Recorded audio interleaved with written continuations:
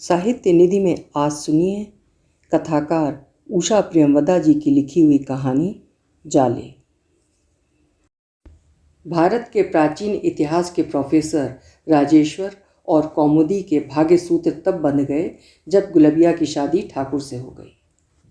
कौमुदी उन आधुनिक युवतियों में थी जो पुरुषों से 100% समानता का दावा करती हैं। यूनिवर्सिटी से एमए कर और एक प्रभावशाली संबंधी के द्वारा 500 रुपये महीने की सरकारी नौकरी पा अब वो माता पिता से दूर अकेली रहती थी। अपने छोटे से बंगले को उसने बड़े श्रम और घंटों विचार करने के बाद सजाया था। उसकी बैठक और शयन कक्ष किसी अंग्रेजी मैगजीन के होम डेकोरेटिंग के अंतर्गत दिए गए कमरों के चित्रों के आधार पर सजाए गए थे। बंगला स्वयं एक चित्र सा लगता था। ड्राइंग रूम के दरवाज़ों पर हाथ करघे के कपड़े के महंगे पर्दे थे जिनके डिज़ाइन को उसने स्वयं बनाकर ऑर्डर दिया था। सोफ़ों पर अंग्रेजी जैकोबियन की कढ़ाई के कुशन थे। मेंटल पीस पर एक नाजुक से फूलदान में कुछ फूल रखे रहते थे और मेंटल पीस के बराबर लगे पतले शीशे में उनका प्रतिबिंब हमेशा कांपा करता था। कमरे के बीच में लंबी पतली और नीची सी नाजुक मेज थी जिस पर पारदर्शक कांच चढ़ा था। उस पर कभी कोई महंगी अंग्रेज़ी किताब लापरवाही दिखाते हुए रखी रहती थी। कमरे भर में मोटा कालीन बिछा था जिसका रंग भी कमरे के डिस्टेम्पर की हुई दीवारों से मेल खाता था। घर के अंदर गुलबिया का राज्य था। समय समय पर खाना बनाना, घर साफ सुथरा रखना उसके जिम्मे था। यही नहीं, कौमुदी पूर्ण निश्चिंतता और विश्वास से अपने मित्रों को चाय या डिनर पर आमंत्रित कर देती थी, ये जानते हुए कि पहले कोर्स के सूप से लेकर स्वीट डिश तक गुलबिया बिना किसी मदद के सब बना लेगी। कौमुदी के पुरुष परिचितों के लिए उसका घर और लघु साहचर्य एक मधुर घटना थी। वहाँ न पत्नी की चढ़ी हुई त्योरियाँ होती थीं, न बच्चों का शोर। 2-3 साथ के समवयस्क लोग, कुछ दूर दीवान पर बैठी कौमुदी, अधिकतर सिल्क साड़ी और महंगी दक्षिणी ब्लाउज में, जो कि उसके सुडौल शरीर के पूरी सुंदरता का आभास देती थी।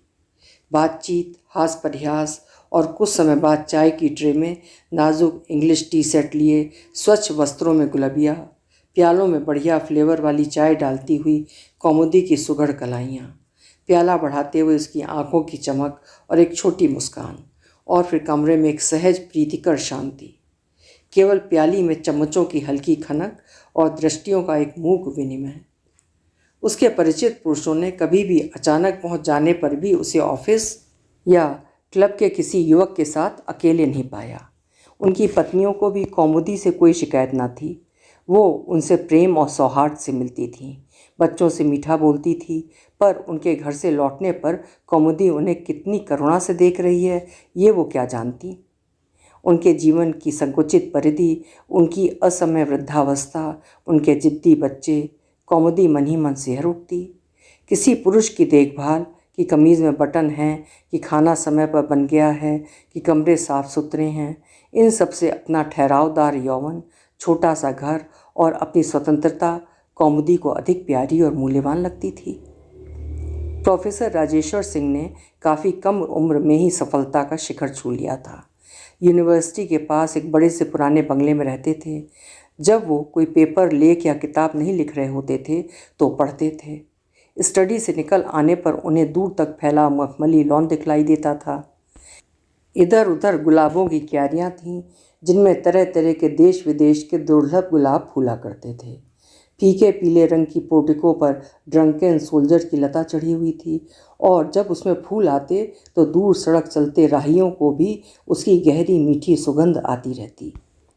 जाड़ों में अपने लॉन पर सुनहरी धूप में गर्मी की सुवास भरी संध्याओं को स्टैंडर्ड लैंप के नीचे पाइप पीते हुए राजेश्वर निश्चिंत बैठे रहते थे। ऐसे अवसरों पर, जबकि दूर तक कहीं कोई शब्द न होता, आंखें उठाने पर कुछ दूर यूनिवर्सिटी के ऊंचे गुंबज, बुर्जियाँ और मीनारें अंधेरे में स्पष्ट छायाकृतियों से दिखाई देती। राजेश्वर पर एक अद्भुत, अनिर्वचनीय संतोष की भावना छा जाती और उनकी बंधी चर्या में किसी प्रकार की कोई रुकावट न पहुँचे, ये देखने वाला था ठाकुर, उनका नौकर। पहले पति से संबंध विच्छेद हो जाने पर गुलबिया के माँ बाप ने उसी ठाकुर को गुलबिया का दूसरा पति चुना। गर्मी की छुट्टी एकांत, रमणीय और पर्वतीय प्रदेश पर बिताकर पहले से कुछ अधिक प्रसन्न होकर राजेश्वर घर लौटे। उधर कौमुदी भी गर्मी पड़ने पर 15 दिन की छुट्टियां लेकर शिमला गई, आने वाली विपत्ति से नितांत बेखबर। जाते समय गुलबिया ने एक अच्छी साड़ी की मांग की। उसने करीब एक नई ही साड़ी उसे दे दी, क्योंकि उसके सहकारी की पत्नी के पास भी वैसी ही साड़ी थी। और उसी बीच गुलबिया की शादी ठाकुर से हो गई और अपनी अपेक्षाकृत युवती पत्नी को उसके शहराती प्रेमियों से बचाने के लिए वो खेती बाड़ी को देखने भालने गांव लौट गया। राजेश्वर लौटे तो उन्होंने अपने घर को विशेष रूप से उदास और उपेक्षित सा पाया। उनके माली ने उन्हें ठाकुर के प्रस्थान की सूचना दी। राजेश्वर इस अप्रत्याशित आघात से लड़खड़ा गए। ठाकुर बहुत दिनों से उनके पास था। उसके पारिवारिक जीवन से उन्हें मतलब न था। ये अवश्य था कि वो जब रात को देर तक जगते, ठाकुर उनकी स्टडी के बाहर कंबल ओढ़कर ऊँघता रहता और समय समय पर उन्हें कॉफ़ी पहुंचाता रहता। तब उसकी पत्नी न होने की सुविधा उन्हें बार बार याद आती। वो उनकी मेज पर एक कण धूल न जमने देता, उनकी किताबों को बहुत प्रेम से झाड़ता पोंछता और अशिक्षित होने पर भी एक अपर ज्ञान से मांगी हुई किताब निकाल देता। घर के खर्च, धोबी आदि से निपटना, ये सारे भार उस पर थे। इतनी सारी समस्याओं का सामना करने के विचार से वो विमूढ़ से हो गए। उनके वफादार माली और चपरासी ने मिलकर दूसरे दिन ही 3 नौकरों का इंतजाम कर दिया। ये वृद्ध महाराजन खाना बनाने के लिए, माली की पत्नी बर्तन धोने और चपरासी का भतीजा ऊपर का काम देखने के लिए। घर में कोई स्त्री न होने के कारण तीनों बड़े संतुष्ट और प्रसन्न थे और अपनी सामर्थ्यानुसार मालिक को आराम पहुंचाने की चेष्टा करते। महाराजन पहले किसी सात्विक प्राणी के घर खाना बनाती थी, इसलिए सुबह मूंग की दाल, एक कोई तरकारी बनाकर रोटी बना देती और शाम को प्रायः लौकी की रसेदार फीके रंग की बेस्वाद तरकारी बनाकर पूरी सेक देती। दोनों समय का नाश्ता चपरासी के भतीजे लाखन पर पड़ा। चूल्हा जलाकर चाय का पानी रख देता और सारे दरवाजे जोर जोर से खोल बंद कर सारे घर में झाड़ू लगाता फिरता। राजेश्वर प्रायः देर में सोते थे, इसलिए सुबह की नींद उन्हें बड़ी प्यारी थी। उनकी आदत थी देर से सोकर उठते, मज़े मज़े में मुँह हाथ धोते और तब तक ठाकुर मौसम के अनुसार अंदर या बाहर चाय लगा देता। पर जब लाखन की भड़ तड़ असह्य हो जाती, तब एक दीर्घ सांस लेकर वे बिस्तर छोड़ देते। किसी तरह लाखन ने टोस्ट बनाने सीख लिए थे।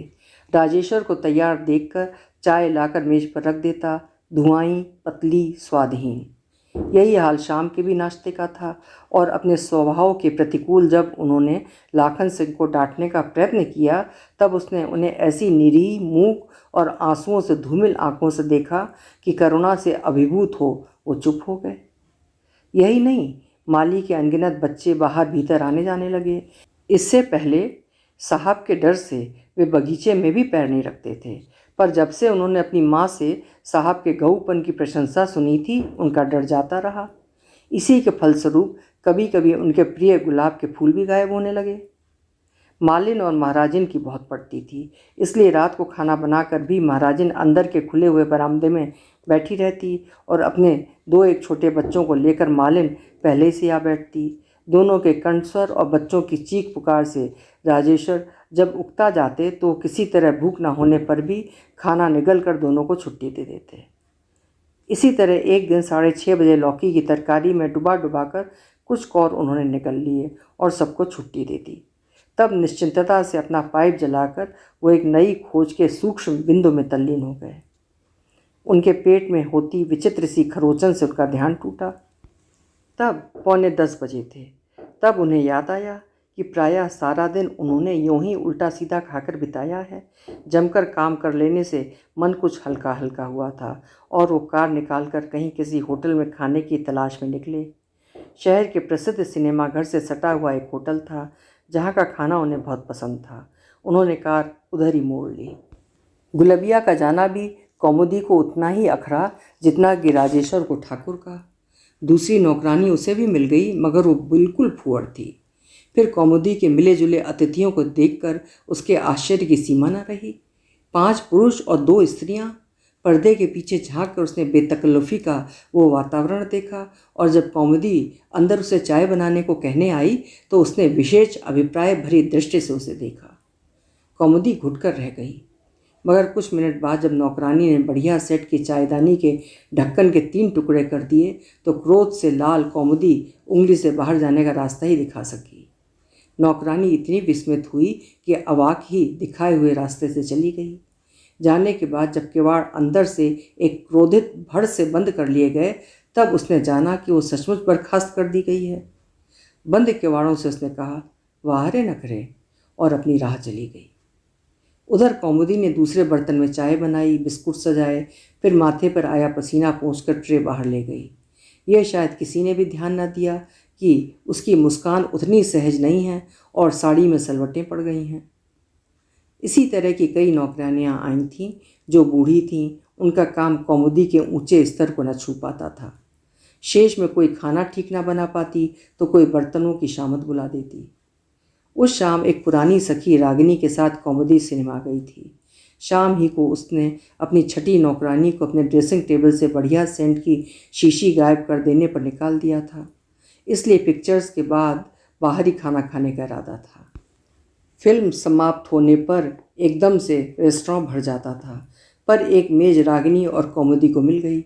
बात करते करते रागिनी ने अचानक सामने देखा, एकदम उठी और कुछ सोचकर फिर बैठ गई। विस्मित कौमुदी से उसने पूछा, वो देखो डॉक्टर राजेश्वर मेरे टीचर रह चुके हैं। उसके इशारे पर कौमुदी ने देखा और पाया कि रागिनी के एकदम उठने और बैठने ने उनका ध्यान आकर्षित कर लिया है। कोई चारा न देख रागिनी ने नमस्कार किया और उसे पहचान कर देर से खड़े राजेश्वर धीरे धीरे उसकी ओर बढ़ाए। रागिनी ने कौमुदी का और उनका परिचय कराया और खाली कुर्सी पर बैठने का आग्रह किया। वे दोनों खाना समाप्त कर चुकी थीं। बैरा ने आकर मेज साफ की और राजेश्वर का ऑर्डर ले लिया। कौमुदी कुछ कौतूहल से राजेश्वर को देख रही थी। उसने पाया पास से वो अधिक आयु के नहीं लगते हैं। कनपट्टियों के पास बाल सफ़ेद हैं जिन्होंने उनके व्यक्तित्व में कुछ गहराई और गांभीर्य बढ़ा दिया है। भौहें घनी और काली, आंखें गहरी और मेधावी, पर कभी कभी उनमें एक खोयापन सा आ जाता था और उनकी दृष्टि तैरती हुई सी कहीं कुछ दूर देखने लगती। होंठ परिष्कृत और संवेदनशील व्यक्तित्व की ओर संकेत करते थे। हाथों की उंगलियां गोरी, लंबी और पतली। उनके कुछ कहने से पहले एक क्षण सोचने की, फिर चुने हुए शब्दों में स्पष्ट करके बोलने की आदत, उनके सिर मोड़कर देखने का कोण उनके लंबे अध्यापन का सूचक था। कौमुदी और रागिनी कॉफ़ी पीती रहीं। रागिनी औपचारिक और कृत्रिम मृदु स्वर में उनके काम की बातें करती रही और क्योंकि राजेश्वर के विशिष्ट व्यक्तित्व वाले ठाकुर से उनके सभी छात्र परिचित थे, इसलिए साधारण बातें समाप्त करते हुए रागिनी ने ठाकुर के बारे में पूछ लिया। एक उदास सी मुस्कान से राजेश्वर ने कहा, वो शादी कर अपने गांव चला गया है। अच्छा? फिर कुछ सहानुभूति से रागिनी ने कहा, तब तो बड़ा कष्ट होगा आपको। उत्तर में राजेश्वर फीका सा मुस्कुराए। इस बात ने कौमुदी के दिल का घाव कुरेद दिया। उसने एक लंबी सांस ली। उसी क्षण उसने पाया कि राजेश्वर उसे देख रहे हैं, एक भेदक गहरी दृष्टि से। एक पुरुष द्वारा यूँ देखे जाने पर कौमुदी के अनुभव में पहली बार समझ में नहीं आया कि वो किधर देखे। जब वो और रागिनी घर के लिए रवाना हुई तो कौमुदी ने कहा, तुम्हारे प्रोफेसर बड़े रोचक लगते हैं। तब रागिनी ने अभिभूत हो उसे बताया कि कितना धन उनके पास है, फिर भी वे कितने सरल हैं। वो कितने बड़े स्कॉलर हैं और उनकी लाइब्रेरी, बड़े से लंबे कमरे में किताबें ही किताबें। वहाँ जाकर अपनी नगण्यता का एहसास होता है और ना जाने क्यों कभी ये नहीं लगा कि वे पुस्तकें पुरानी और बेकार हैं। हमेशा लगता था कि ना जाने कितना ज्ञान का कोष छिपाए अनेक रहस्य हैं।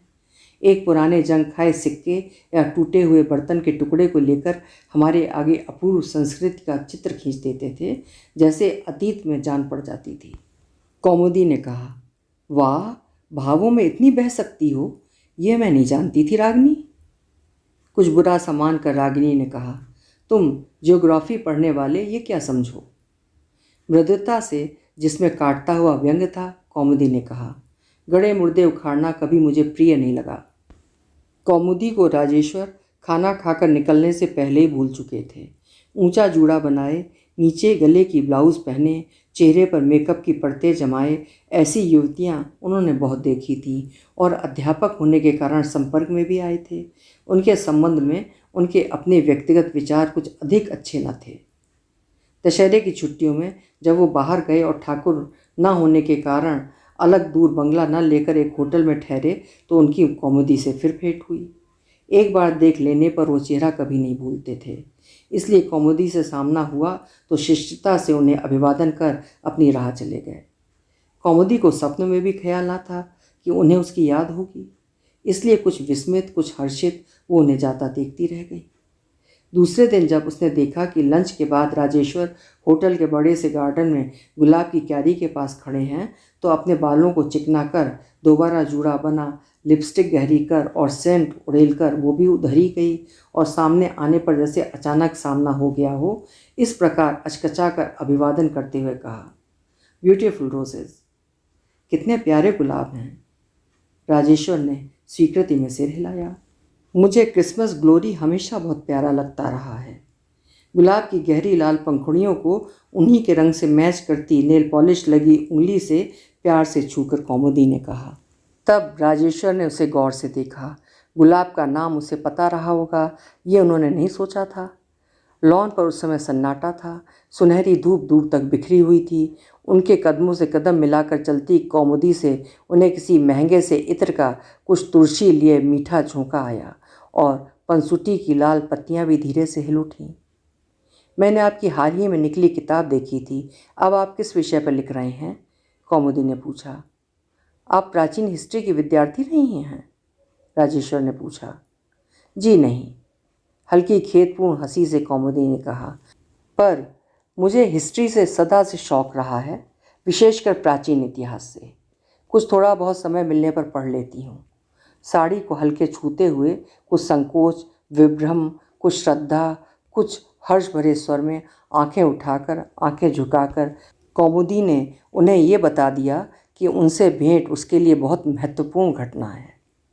राजेश्वर ने उसे दोबारा जैसे नई दृष्टि से देखा और उन्हें प्रतीत हुआ कि यह युवती औरों से भिन्न है। व्यक्तित्व में गहराइयाँ हैं, शिक्षित ही नहीं सुसंस्कृत भी है और देखने में आकर्षक। कौमुदी जैसे उनकी दृष्टि से अवगत न हो, दूर क्यारियों पर नज़र गड़ाए रही। वो ये जान रही थी कि नए बंगाली स्टाइल का केश विन्यास उसके मुख पर एक अव्यक्त सा आकर्षण ला देता है, कि उसके चेहरे पर ताजगी और मुलायमियत है। उसकी रूज़ इतनी हल्की और इतनी कुशलता से लगाई गई है कि वो कपोलों की स्वाभाविक हल्की अरुणाई लगती है। सफ़ेद सिल्क की साड़ी और गहरी नीली ब्लाउज़ का गहरा चौड़ा लाल बॉर्डर कोहनियों को छूता हुआ उन्हें और उज्जवल बना देता है। राजेश्वर जब अपने कमरे में गए तो कुछ उद्विग्न थे। देर तक वो कुर्सी पर बैठे अशोक के शिलालेखों पर आधे लिखे लेख को विचारपूर्ण नेत्रों से देखते रहे और फिर अधीर उलझे भाव से कुर्सी खिसकाकर पाइप लेकर तेज कदमों से होटल से बाहर चले गए। उन्हें लगता कि वो न जाने किन अनचीने भावों में घिर गए हैं। उनका हर विचार सदा कौमुदी पर ही आकर समाप्त होता था। कभी वो होटल छोड़कर जाने की सोचते, कभी उससे कोई संपर्क न रखने का निश्चय करते, पर जिस क्षण उल्लसित और मुस्कुराती कौमुदी साड़ी के आंचल से पीठ ढके और एक सिरा बाएं हाथ से थामे उनकी ओर कुछ अधीर चपल पगों से आती, उनके सारे निश्चय बह जाते। उसके आकर्षण के आगे वो अपने को अत्यंत अशक्त पाते। एक दिन जब पास बैठी कौमुदी ने गर्दन मोड़कर उनकी ओर देखा, उसकी आंखों पर प्रकाश की किरणें चमक उठीं। उसकी पतली लंबी और उजली गर्दन के नीचे जहाँ ब्लाउज का गला आरंभ होता था, उसके ऊपर के कोमल भाग पर अपने होंठ रख देने की एक अदम्य लालसा ने उन्हें अभिभूत कर दिया। उस समय वो कौमुदी को जर्मनी से मंगाए अलग गुलाबों के बारे में बता रहे थे। उनकी बात अधूरी ही रह गई। वो एक झटके से उठ खड़े हुए और अस्पष्ट शब्दों में कौमुदी से कुछ कहकर अपने कमरे में आए और बैठ गए। उनकी आंखें एक बार चारों ओर घूमी, अलमारी, किताबों पर, मेज पर, आसपास रखे पाइप, दिया सलाई और चश्मे पर, और एक गहरी सांस लेकर उन्होंने सोचा कि वो क्या करने जा रहे थे। उनका अपना बंधा जीवन, वो बंगला, पढ़ना लिखना, लाइब्रेरी और गुलाब के फूल, अपनी स्वतंत्रता, ये सब एक जरा सी भावनाओं पर बल हो जाती। अपनी छात्राओं से वो सदा सतर्क रहते थे, पर कौमुदी के प्रति आकर्षण नितांत अप्रत्याशित था। और अपने 43 वर्षों के एकाकी पर सुखी संपूर्ण जीवन की रक्षा करने के लिए उसी रात वो वापस लौट गए। कौमुदी को पता न चले इसलिए उन्होंने डिनर के बाद होटल छोड़ा। जाते समय उन्हें एक बार विषाद, चैन और अपराध की मिलीजुली भावनाओं से होटल को देखा और फिर बढ़ाए। ये पहला अवसर था जब कौमुदी को अपने घर लौटकर खुशी न हुई। ये पहला अवसर था जब कौमुदी को अपने घर लौटकर खुशी न हुई। वो अब उसके लिए अपना अभेद्य दुर्ग नहीं रह गया था, बल्कि एक बंदी गृह हो गया था, जहाँ प्यार का, प्रकाश का, स्नेह की स्निग्ध छान न थी। वहाँ एक ऐसा अकेलापन था जिसे उसने पहले कभी महसूस नहीं किया था। उसकी श्रृंगार मेज धूल से पटी हुई थी और अनेक मेकअप के उपादानों से हीन वो विचित्र रूप से खाली खाली सी लग रही थी। कौमुदी आंसू न रोक सकी। विषाद के उमड़ते ज्वार ने नेत्र प्लावित कर दिए। कचोटती पीड़ा और गहरी पराजय की भावना से कौमुदी रोती रह गई। अपने पर काबू पा लेने में असमर्थ, धूल भरी मेज, खाली पलंग, दीवार का कैलेंडर और राजेश्वर के द्वारा भेंट की गई किताबें उसे निर्विकार निस्संग भाव से देखती रहीं। राजेश्वर कौमुदी के लिए एक भारी चुनौती बनकर आए थे। उसकी पहचान के लोगों से भिन्न, उसके अस्तित्व से अपरिचित कौमुदी को अपने पर गहरा अटल विश्वास था। वो सोचती थी कि अवसर पाने पर वो राजेश्वर को भी झुका सकती है। वो उसके सामने अशक्त दुर्बल हो उठेंगे और याचक बन उसकी कृपा दृष्टि चाहेंगे। पर अब उसने जाना कि उसके बंधन इतने दृढ़ न थे और वो पराजिता, खंडिता, दलिता रह गई थी। छोटे बच्चे की तरह सुबकते हुए कौमुदी ने सोचा कि उसका जीवन कितना खोखला, कितना निस्सार है। पहली बार उसे अपने पर करुणा और अपरिचित स्त्रियों से ईर्ष्या हुई। वे अपनी संकुचित परिधि में रानी थीं। उन्हें अपने जीने के लिए श्रम नहीं करना पड़ता था। उनका जीवन पति और बच्चों के स्नेह से सरस था। कौमुदी ने विवश क्रोध से शेल्फ पर पैर मार दिया। राजेश्वर द्वारा उसे भेंट की गई किताबें एक गंभीर शब्द के साथ भूमि पर आ गिरीं और एक गहरे उपालंब से उसे देखने लगीं। राजेश्वर के लौट आने पर महाराजन, मालिन और लाखन आ उपस्थित हुए। पहले की तरह काम चलने लगा, फिर भी पहले की तरह नहीं। राजेश्वर अपने पर काबू पा अपने काम में व्यस्त हो गए और कौमुदी के अस्तित्व को उन्होंने जड़ मूल से भुला डालना चाहा। सर्दी बढ़ने से गुलाबों में नया रंग, नई सुगंध आ गई थी। दीवार पर चढ़ी पीली और सफ़ेद गुलाबों की लताएं असंख्य कलियों और फूलों से ढक गईं। दूर घनी गुड़हल की बाड़ के चिकने गहरे हरे पत्तों में बड़े बड़े लाल फूल चमकने लगे और क्यारियों में कहीं कहीं नारंगी और पीले नेस्टोशियम चौड़े चौड़े पत्तों से सिर निकालकर झांक उठे। और एक दिन उन्होंने अपनी मेज पर एक कांच के नाजुक गुलदस्ते में क्रिसमस ग्लोरी की बड़ी बड़ी अधखिली कलियों को रखा पाया। उस पर नज़र आते ही कौमुदी का सेंट, उसकी लंबी बाहें, उसकी गर्दन, उसके माथे पर गिराए बाल और कंधों पर ढुलक आया जूड़ा इतनी स्पष्टता से उनके आगे आया कि वो एक क्षण को तीव्र पीड़ा से मर्माहत हो उठे। दोनों हाथों से मेज थाम उन्होंने चारों ओर देखा। उनकी किताबें, उनकी बरसों पुरानी आरामदेह कुर्सी, बदरंग गलीचा, उनकी मेज और खुली खिड़की से दिखता दूर तक लॉन और फूलों की क्यारियाँ, उनके लंबे एकाकी जीवन के एक अंग जिन्होंने उसके जीवन में पूर्णता दी थी। हृदय में हृदय और शरीर में शरीर का परिणय, विचारों का साम्य, घुटते अकेलेपन का अंत, साथ ही महाराजन और मालिन की सत्ता से मुक्ति। उस क्षण राजेश्वर ने निश्चय कर लिया। कुर्सी पर बैठ उन्होंने कौमुदी को पत्र लिखना आरंभ कर दिया। विवाह के 5-6 महीने बाद राजेश्वर ने अपनी खिड़की पर खड़े होकर बाहर देखा। लॉन की घास तेज धूप से पीली पड़ चली थी। गुलाब की क्यारियों में फीके फीके मुरझाए फूल थे। जाड़े के फूलों की क्यारियाँ खुदी पड़ी थीं और माली के बर्खास्त कर दिए जाने के कारण उनमें कुछ बोया न जा सका था। कहीं कहीं 1-2 हॉली हॉक्स के लंबे पेड़ धूल भरे लाल फूलों को लिए खड़े दिखाई दे रहे थे। किनारे 2-3 सूरजमुखी के पेड़ अपने आप उगाए थे और उनके चटक फूल राजेश्वर को उदासीन काली आंखों से देख रहे थे। सांध्य सूर्य की अंतिम किरणों में सभी कुछ बहुत उदास लग रहा था। उनके पढ़ने के कमरे में नया गलीचा था जिस पर पाइप की राख झाड़ते हुए उन्हें संकोच होता था। छात्रावास से जो मेज उनके पास थी और जिस पर बैठकर उन्होंने कितनी किताबें लिखी थीं, पुरानी कहकर अपनी जगह से हटा दी गई थी। उसकी जगह लंबी चौड़ी शानदार चमकती हुई उनके पद के अनुसार मेज आ गई थी। उनकी आराम कुर्सी की जगह भी स्प्रिंगदार कुर्सी रख दी गई थी और अंधेरी स्टडी में उचित प्रकाश के लिए फ्लोरिसेंट लाइट्स लग गई थीं। शेल्फ पर जो किताबें थीं कमरे के कलर स्कीम के अनुसार उन पर रंग बिरंगी जिल्दें बंधवा दी गई थीं और राजेश्वर को लगता कि वो कहीं नई जगह आ गए हैं। हर समय उन्हें लगता रहता था कि उनके शरीर के अंग काट डाले गए हैं। उनकी मेज, उनकी किताबें, उनकी कुर्सी, उनका बगीचा सब उनसे छिन गए हैं। और तंदुरुस्ती ना खराब हो जाए इसलिए मनमाना पाइप पीने पर प्रतिबंध लगा दिया गया है। और उनका बड़ा शयन कक्ष, उनका पुराना पलंग, वहाँ भी नए पर्दे, नया सामान था। कौमुदी की श्रृंगार मेज पर तरह तरह की शीशियाँ, बोतलों और डिब्बों की कतारें थीं।